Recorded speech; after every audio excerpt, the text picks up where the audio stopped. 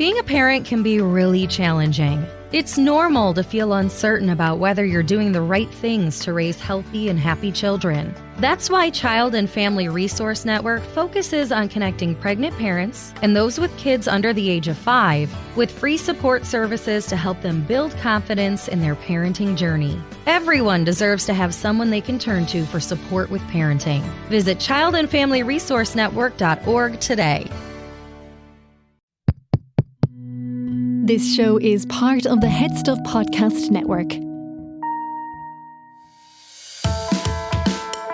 Hi, I'm Niamh Kavanagh. And I'm Gerard Farrelly. And you're listening to Agony Rants.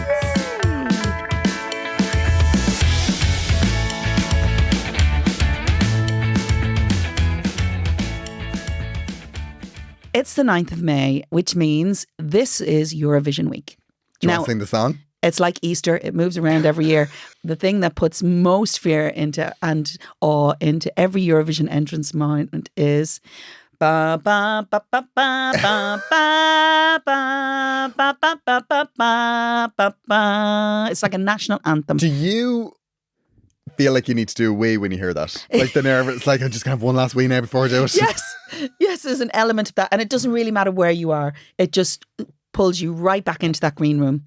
Oh my God. Yeah, it pulls you right back into the green room. This is our Eurovision episode, right? Because we were talking about this, like that we need to mark like the Eurovision, because I know I do take the piss. Yeah, you do. But you're a massive fan. Well, okay, me. Of you, 100%. But also of the years of the orchestra. Yes. Like for me, a pop song played on an orchestra. Nothing like it. There's nothing like it. It's amazing. But I just feel like the Eurovision is this thing that has, like, it's still with us and it's changed so much since the days of the orchestra. But it, like, when I was a child, we didn't have reality television. No. We didn't have, X Factor. You were literally watching live somebody's life unfold, changing. Yes. You know? Like, I mean, you really were. Like, it was like this person who you haven't heard of. You've only heard of in the past 6 weeks since you know they're representing your country. Yeah. Goes out and does this thing and everyone gets behind them like they're scoring a goal. Yeah, I know. And we all got to watch that as kids. And it only happened once a year, whereas it happens once a week now with other things. Yes. You know, well, the other thing about that was, I think, to be fair, we have the rose-coloured glasses on, saying that we were always that way about Eurovision, but that's not true. It wasn't actually a cool thing to do, Eurovision, back in the day. So for me, getting involved in it, I was ill prepared for what was coming, I think, because the backlash. Not so much the backlash. I got a lot of press that started with, so what do you think about the kiss of death? There was a lot of that conversation. What a wonderful start to a win. Yay. Well, so what do you think about this terrible thing that you've done? It has no value, apparently, but that's not entirely true. So, it's really what you make of it. And that's it, so you're kind of going, oh, what's this all about? Like, and you're working against it. But now, of course, nearly 30 years later, everybody's going, do you remember when it was amazing and we were fabulous in the Eurovision? But actually, it wasn't necessarily considered that back then. Having said that, the response to In Your Eyes, and that's my first experience of it, really. Yeah. The response to that was way more than I was expecting, like way, way beyond what I was expecting. I thought I'd go and do a wee television, appearance for the national final, and that would be it. And I didn't expect people to recognise me. I didn't expect, everything that came afterwards, not a single thing. And I'll be honest with you, I loved every minute of it, but was slightly befuddled for a while. I can imagine. I mean, did you, like, in the run up to actually doing the thing? Yeah. Because, like, the numbers back in the day, it was like 300 million. Yeah, watching watch on live TV. But then there was nothing else happening on TV. Yeah, true. There was nothing else to watch. What was on Network 2?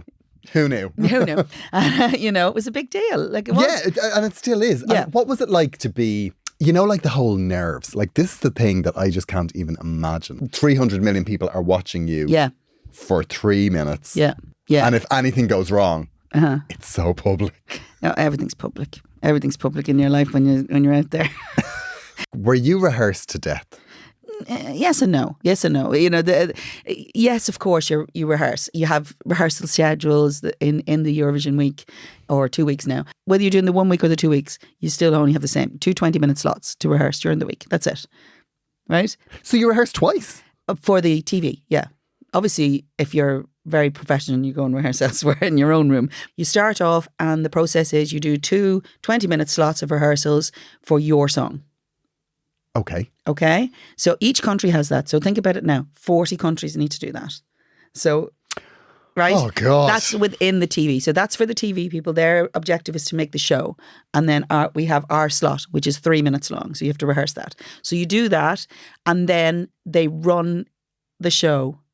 So by the time you see us doing the show on the night, we have done it 3 full times.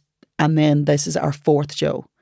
Okay. In 2 days. So that happens in 2 days because it has to. But the planning involved in that and the crew, it is phenomenal what they do. I mean, I don't know how they do it. And it's a phenomenal organisational feat. But for me as an entrant, that's literally what I have. 2 rehearsal slots and then 4 dress rehearsals. 4 dress rehearsals. Or 3 dress rehearsals on the show. Yes. And actually then, of course, because we're in the semi-finals, you do 8 if you qualify.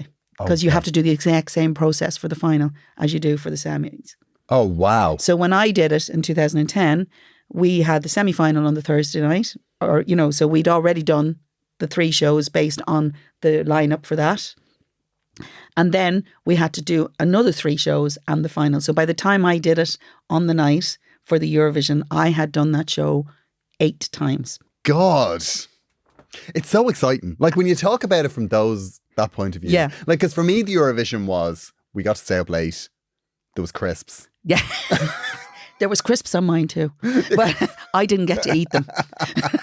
I didn't get to eat them because obviously you don't eat anything that might get in your throat because that's not a good idea. It's the Irish entrance and it's just the crunch of a Pringle. It's not a good look when you're coughing peanuts over someone. It doesn't add to the performance. I'm not going to lie. That's the thing. Like it's those little things that I think of. Like being in a green room waiting to go on and then suddenly have a popcorn. Because like whenever I have popcorn, I'm 20 minutes later, I'm still like, there's still kernels. And not only that, like, you eat popcorn in a way that you actually don't even know you're eating it. Yeah, that's the problem with it. It's in your mouth before you realise it. And then you're committed. Whenever I see popcorn in the green room, I'm like, throw that over there. Yeah. It's like, but like, it's those little things that you're doing all of this work for this 3 minutes and you have to nail it. Yeah, you do. You literally have 3 minutes. The pressure of that. 3 minutes. 3 minutes, that's it. In 93 it was great because I had zero pressure.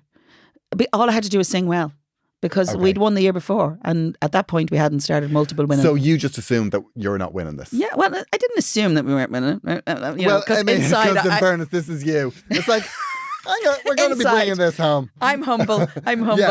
In my approach, as in I'm a humble person. But actually, inside in 93, she was ringing people. You want to have the budgets for this now? inside, I want to win. We're bringing this home. But winning for me would have been just doing a good performance, right? So shush now. Because you wanted to talk about the Eurovision this week. Did I? I wanted to talk about it. Yeah. He says that like I was the one. Well, in fairness, I did suggest it because it's Eurovision. I think it's so important to talk about, like, because people it's like the elephant in the room. I said last every week. But like I said last week, like I forget that you're good at it. Like I forget people like you. You forget what I do for my job. Is that it? I forget what the real thing is. I'm so good at the podcast. And the thing about it is that when we go through the emails or whatever, like, there are still so many questions about Eurovision that I just don't put in front of you because I think her head's big enough now. The last thing she needs. So is that why we only get the ones that I thought you were great, Garrod? Is that it? They seem to be the only ones we get. Oh, you don't get the the person that does the brief gets to decide what's on it, Niamh. That's the way this show works. Oh, I know now. There's a lot. Absolutely. I thought that was very clear. Well, I'd be doing my own brief now. I must give you a login to that email account, Niamh. I must. You'll never give me that. Never. agonyrants@gmail.com if you want to send. So, in preparation for our Eurovision show, what did you do, Garrod? Yeah, we just asked for people for their stories of Eurovision. But for me, it was the equivalent of the cup final. Whatever that. And you didn't even know back then. On one of those sports things. You hadn't even come out. But the signs were there. I'm not going to lie. They were there. The signs were there. They were there. I was snapping into a demographic. And you never knew. And I never knew. Never knew. Jen Jam says, got in touch, and she said, I love the Eurovision. Cheesier the better. Now, I have to say, 100%. You're with that? Yeah. Whenever I see like lads in block-coloured vests banging bongos, I'm like, that's Eurovision. That's what we want. More of that. My question, though, is, the year Mickey Joe went on with We've Got the World, do you think that's like the Danish winner from a few years before, Fly on the Wings of Love? Ongoing debate in our house as himself is Danish. Oh, to be a fly on the wall. I love both songs, but don't want to give in that ours is a copy of the Danish one. You should listen to both. And on one YouTube video of it, one of the commentators from another country in a different language does mention something that We've Got the World tonight after Mickey Joe has sung. Okay.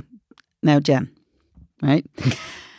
I get this, and I actually know both songs, and I like both songs very much. And I kind of get your concept in the sense that I can see perhaps where this is coming from.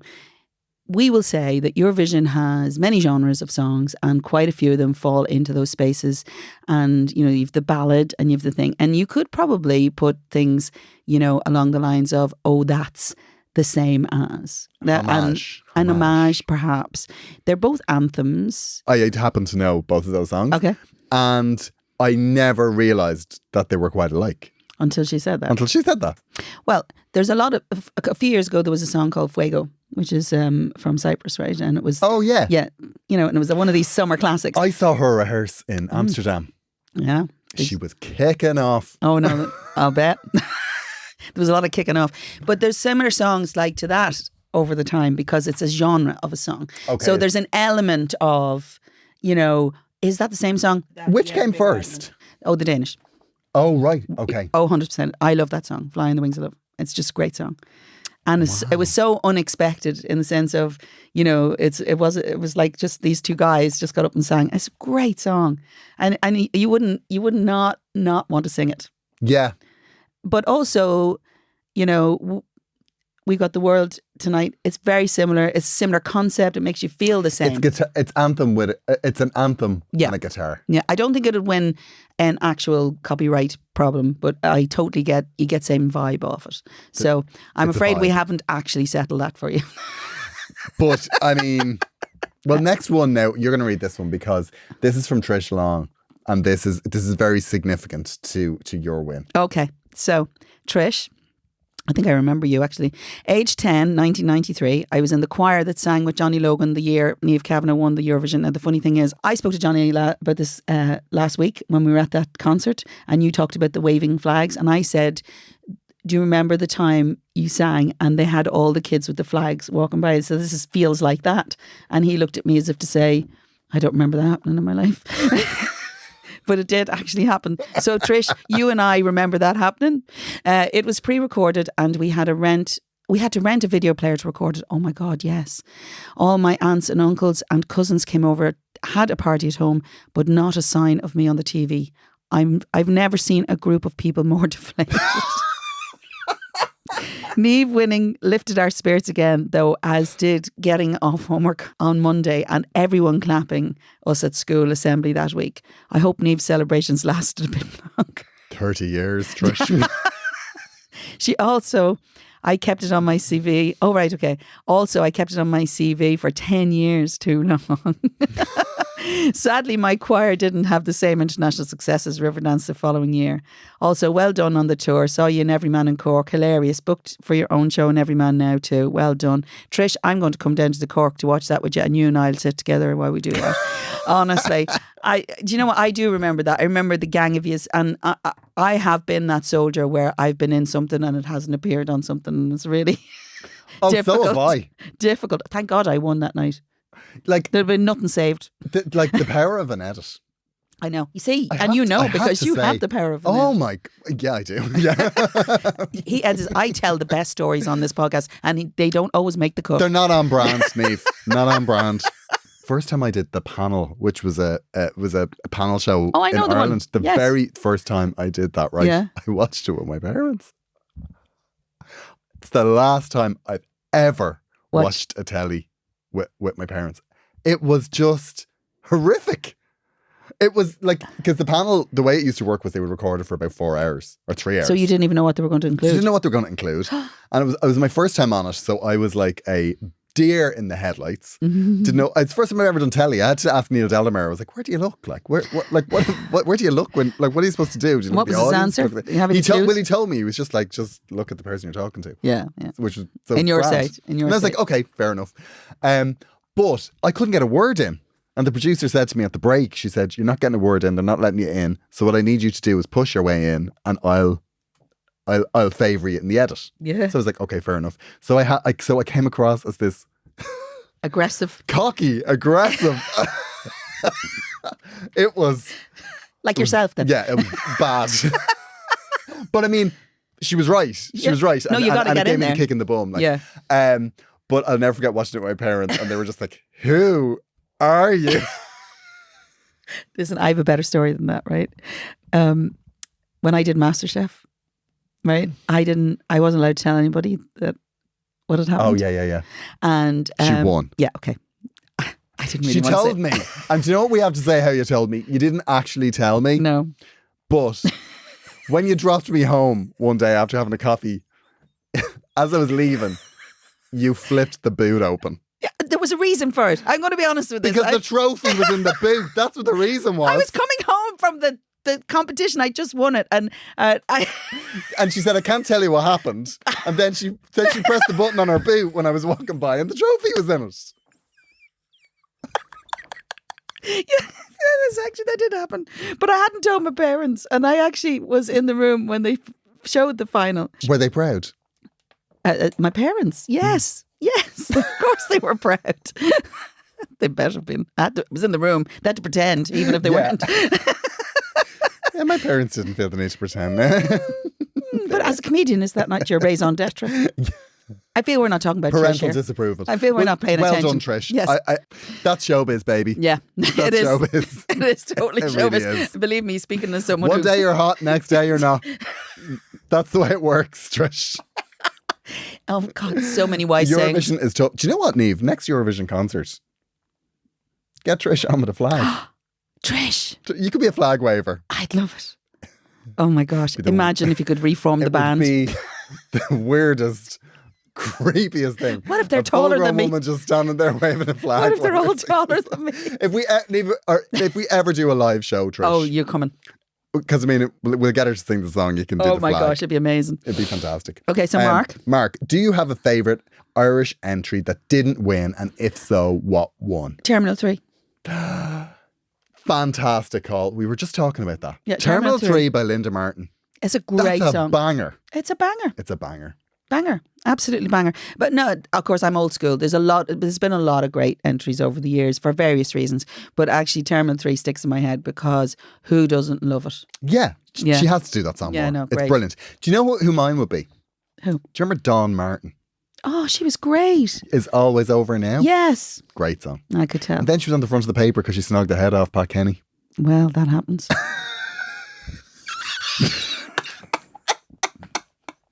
I didn't. It's probably just a moment.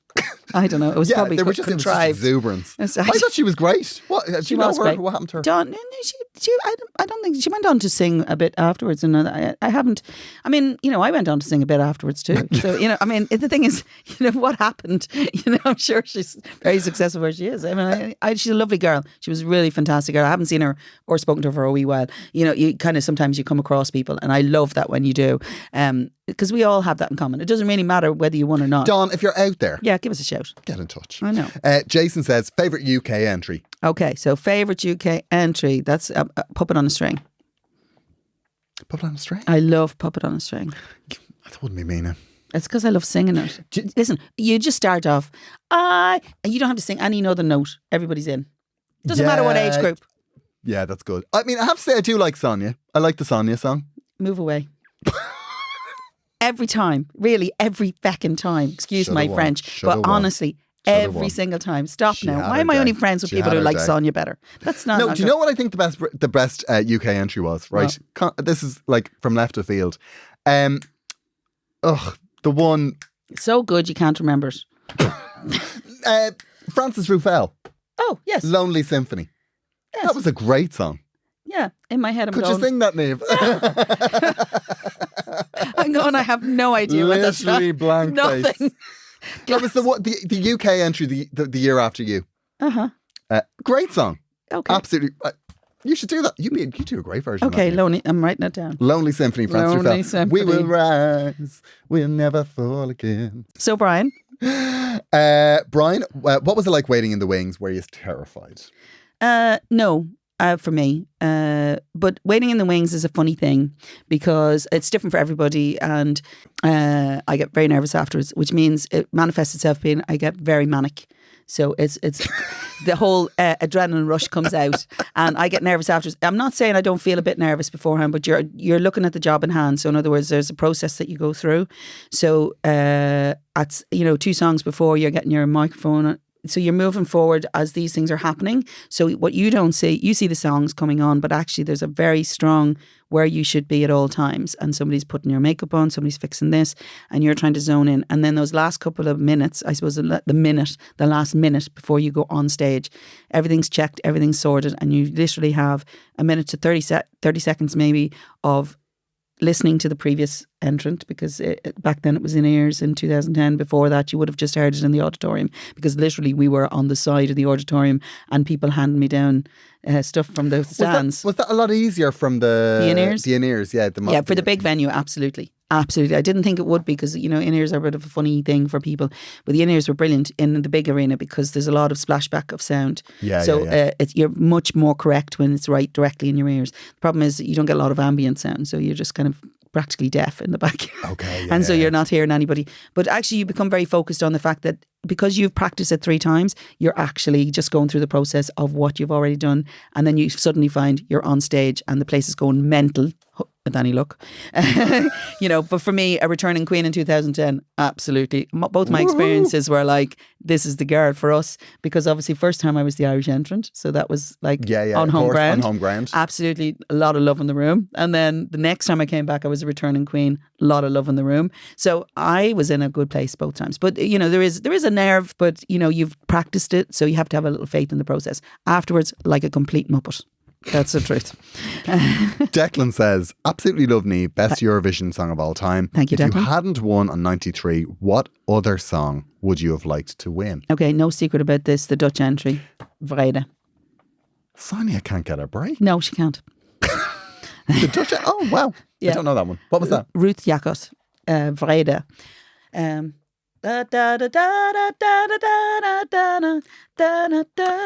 Oh, did we meet her in Amsterdam? Oh yeah, it's just amazing. Vrede was cool. It was R&B, and she is still banging. I mean, she's still fantastic.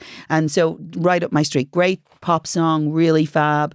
Definitely wonderful performance, really accomplished performer, great singer. What's not to love about that? Yeah. Wilson, would you ever do Eurovision again?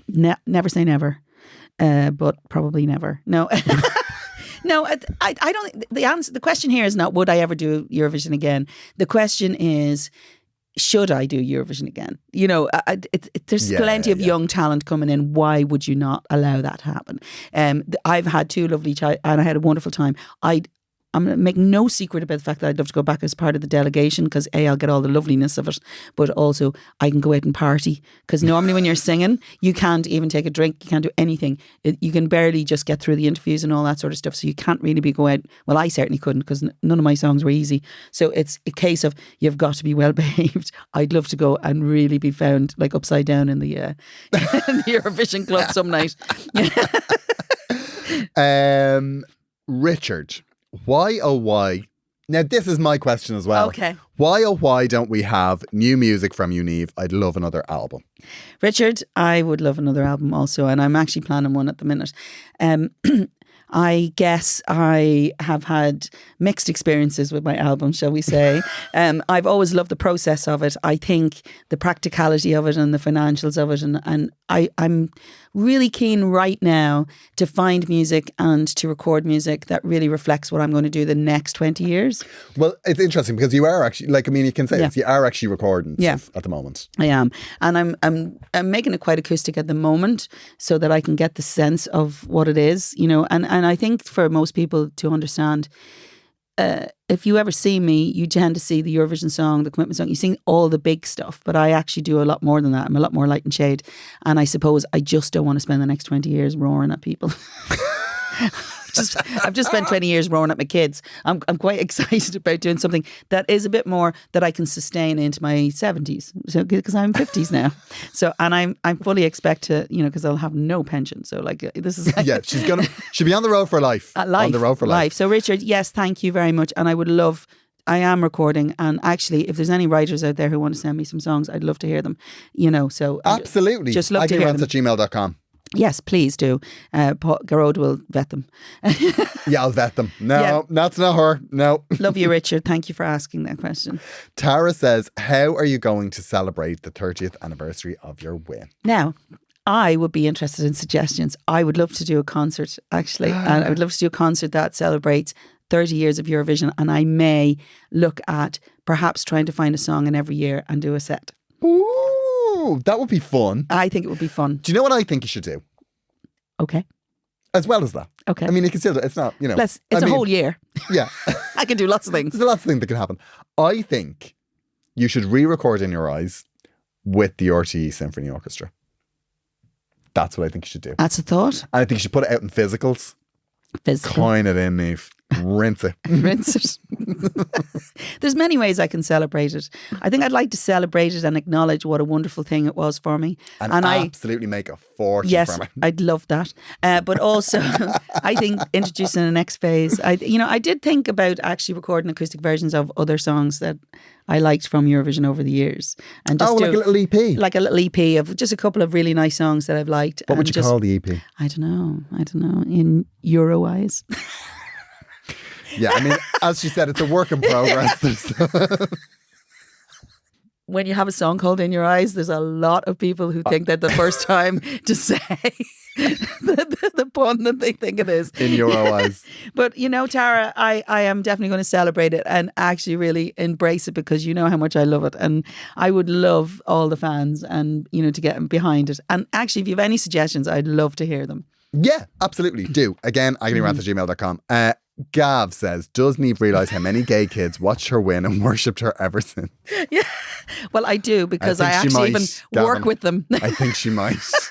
Yes, and I do you know what? I love that. I love that perhaps, I have that kind of quality, of fan. I absolutely adore the fans. Like, I really do. And I know it's not just me, right? I know I'm the favourite, let's be honest, after Johnny. Everybody's after Johnny.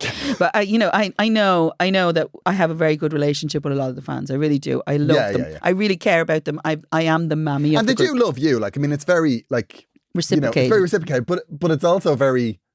chummy. Like, yeah. It's like... it's like I'm their ma. It's like, or their mate. Yeah. They don't, I'm never revered like some super diva. But it's like stardom for a minute. Yeah. And then it's like they're telling you about their, I know, it's not about me anymore. No, it's not about you. It's like about the... I love that though. I dog. do. Yeah.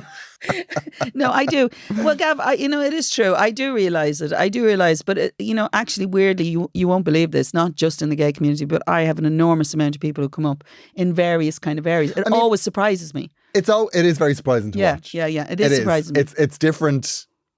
It's different people from different walks of life. I know. And do you know what the ones that surprise me? What, the taxi drivers? The young ones. Oh, yeah, I know. Like, because I remember at that concert in Amsterdam, there was somebody waiting for you. And it was about 2:00 in the morning when we were leaving the venue. Uh-huh. And I'd say he was 19. Yeah, no, I know. And he had a copy of In Your Eyes to sign. And they get very, hyperventilating and all that. It's kind of, but I suppose it's a little bit like meeting a bit of history. That's the way I think of you, Niamh. I know. No, you're a little bit of history. You're like a chalice found in Newgrange. With less dirt on her. I wouldn't say that. No. Plenty of dirt on you, Niamh. Chic. Sean says, keep it to yourself.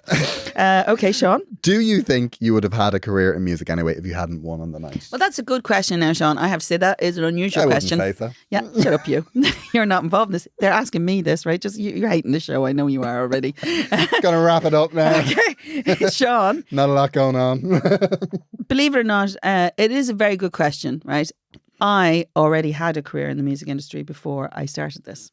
But I'm not saying that in a cheeky way. This is very much a two gin and tonics conversation. This is Eurovision. I was very intricate. I could have been big. I was big.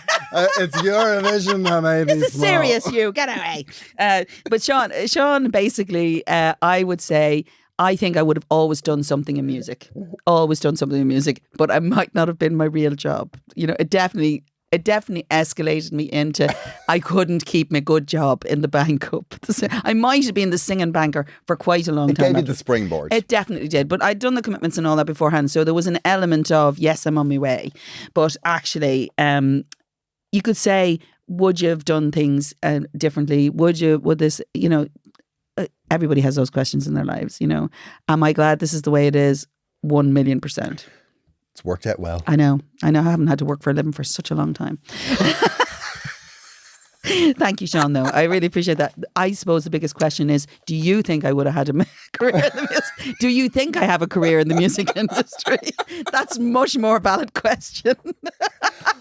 Like, if you want to send in more of these... Send in more questions. This is the best. By all means, do.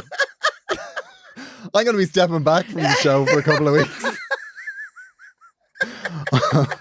Until this carnival of insanity has ended.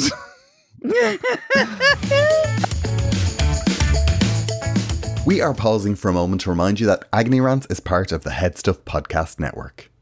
If you would like to support the show, you can do so for as little as €5 a month by signing up to Head Stuff Plus. As well as supporting the show and us, Head Stuff Plus membership will give you access to our bonus content and also bonus content from every other show on the Head Stuff Podcast Network, including this brilliant show which we're here to tell you about today, Fad Camp.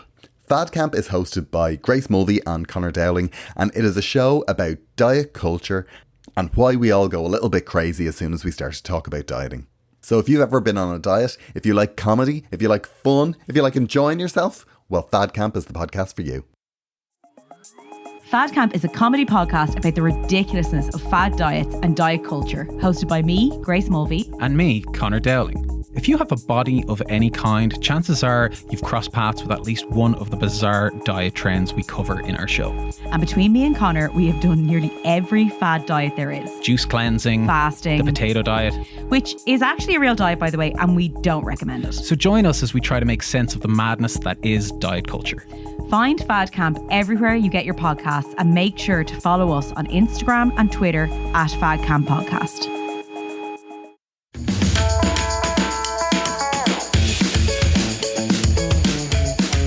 But now we have a problem to completely ruin the mood. Okay, come on then. Dear Niamh and Garrod, thanks for all the laughs. I'm really enjoying the podcast so far. It really does cheer me up on the bus every Monday morning. I only realised how much I enjoy it the week you were off sick and I was in terrible form all day. Oh, Anya, you're now my new favourite person. Wow. It's true for it. So I've been working in the same company for 20 years. I'm very comfortable here and I know everyone.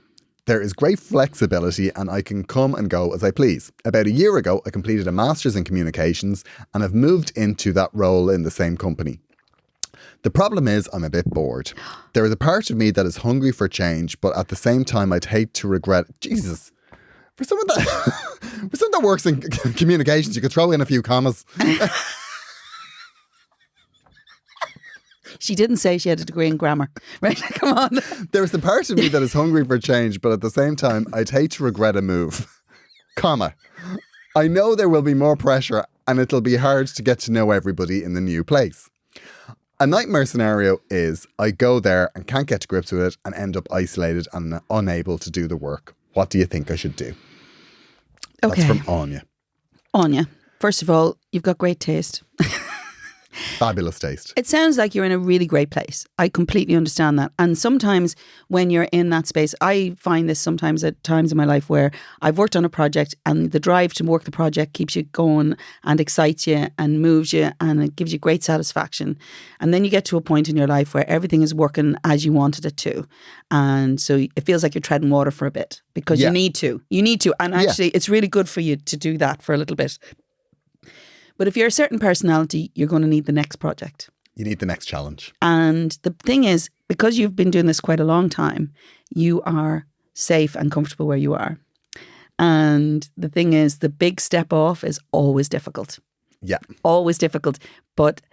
And it doesn't always work. So I'm going to be very brutally honest. It doesn't always work. Yeah. However, it doesn't mean that it's not worth doing. Great advice. That's great advice. And Is that do you it then? Yeah, we finished the show? I think we're done. Yeah. Do you know, I mean, we've a real like type of problem that we get. Yes. Like it's either affairs or people unhappy at work. Yes. It seems to be a thing. Are we bringing that out in them? I think. I'll tell you what will happen on you, right? This. I think no matter what job you get or whatever your next step is, right? Unless it's in the same place, what will happen is you'll go into a new job and you're going to panic. Yeah. Because quite briefly, you won't be able to do the work and everything will be new and you won't know the people and you definitely will feel isolated. And they're all normal, proper things. They're completely normal and that's what happens when you go into a new job. Sure. And what you have to do is you have to give yourself 6 months at least or a year to find your way through that. To work up to being what they want in that role. Yeah. And actually, this is really, really important. Yeah. The thing is, I do it regularly because I'm thrown into different projects all the time. Yeah, because it's part of the nature of what I do. The nature, yeah. When you're self-employed, everything's new all the time. All the time. New environments, new people, new things, always having to prove yourself. As a matter of fact, the more established you are as a person in the field, you then also have more to prove in your head and to them because the expectation is high. And that is difficult.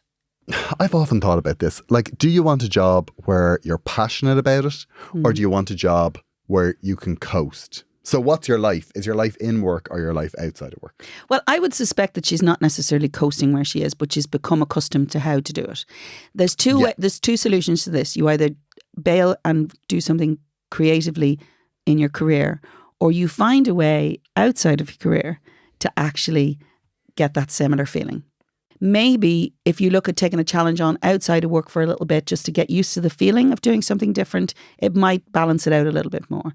You know, I'm only looking for suggestions. To be fair, my instinct is always to go, if your instinct is, I really want to do this, then you do it wholeheartedly. And I really believe in that. I really, really believe in that. I think you have to really look at that. It doesn't matter what the outcome is then, because you will survive it. If you've made that decision with your instinct, if you make the decision, don't let anybody else make that decision for you.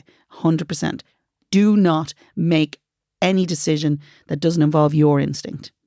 And I would say do it. I would say go. I think if you're, I think they'll be sad to lose you where you are. I think if it doesn't work out in a couple of years, you can go back. But the chances are you probably won't. Yeah, but the other thing is, if you have a master's in communications and you're as good as your job appears to be on this situation, if you take the jump, you'll always have work. Yeah. I don't think you have anything to worry about. As long as you don't require your a promise. I think that the only problem Anya has is that she's been in the same place for 20 years. I think that's the problem. Like she's somebody who she found something else she wants to do. She went after, she got qualified in it. She then got that type of role in her own job. Yeah. So you're a go-getter. You make all those changes anyway. And actually What are you wasting our time for, Anya? You're talking about the Eurovision.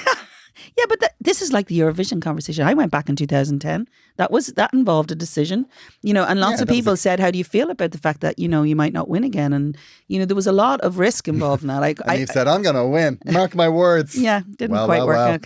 I qualified, move out of the space. She qualified. And I didn't have to deal with the Sonia conversation in 2010. But actually, the constant Sonia. Who were the two that played the piano? The Romanians? No, the ones Paula and Ovi. They were my favourite in 2010. Anyway, moving back to Anya. Anya, let me tell you something, right?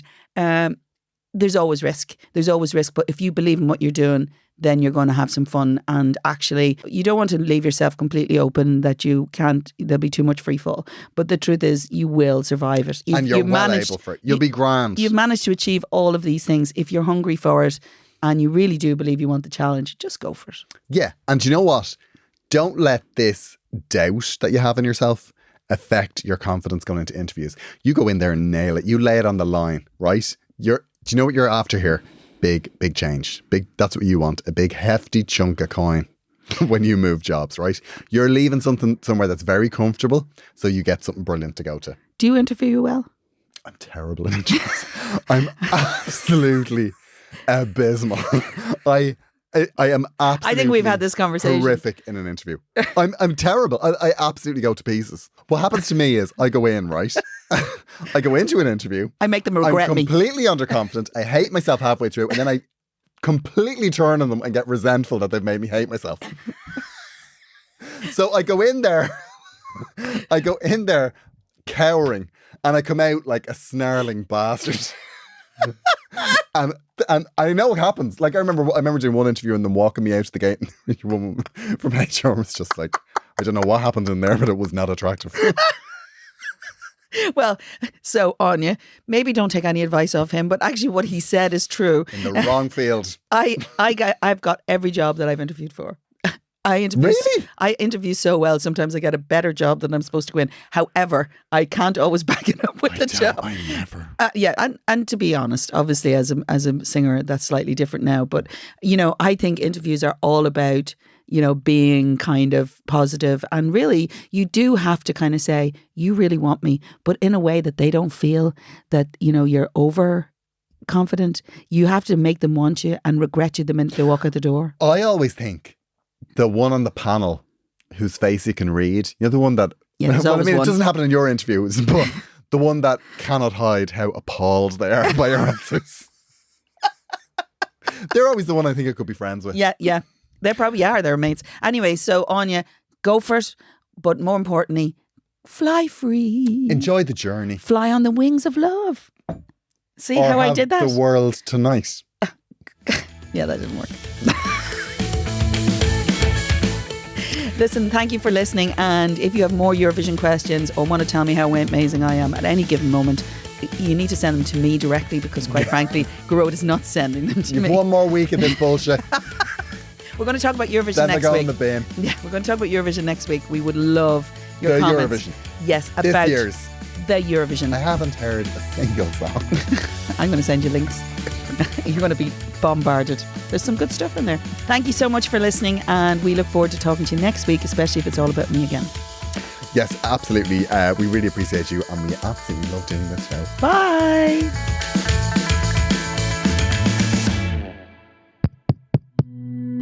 This show is part of the Head Stuff Podcast Network, a hub for the creative and the curious. Shows are produced in association with Head Stuff and the Podcast Studios Dublin. Find out more or become a member at headstuffpodcasts.com. Being a parent can be really challenging. Child and Family Resource Network focuses on connecting pregnant parents and those with kids under the age of 5 with free support services to help them on their parenting journey. Everyone deserves someone they can turn to for help with parenting. Visit childandfamilyresourcenetwork.org today. It's clear to you that de-icing the wings will not be done in a jiffy. You look for phone outlets but see none, only photos of phone outlets. A voice announces your gate is now 39C, 12B, 9A. It's like musical chairs, if musical chairs made you sob in the pet relief area. A child picking his nose stares. His parents have abandoned him. The airport will raise him now. Don't let flight delays ruin your vacation. Go on a real vacation. GoRVing.com.